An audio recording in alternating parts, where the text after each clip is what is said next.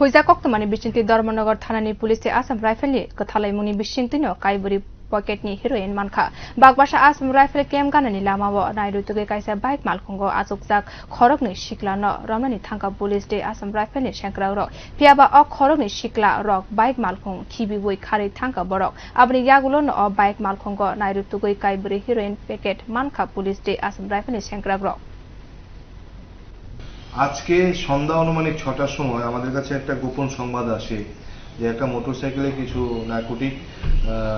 Trafficking হবে এবং সেই খবরের ভিত্তিতে আসাম রাইফেলসের 29 ব্যাটালিয়নের জওয়ান অফিসার মিলে আমরা ধর্মনগর থানার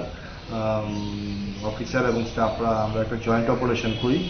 তো বাগবাসার কাছে অনুমানিক ৬টা থেকে ৬:৩০টার সময় একটা বাইককে চেস করি আমরা।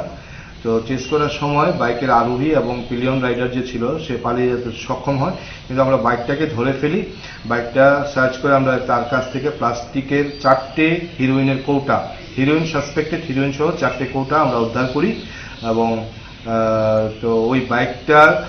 যে আরোহী ওর বিরুদ্ধে আমরা নির্দিষ্ট NDPS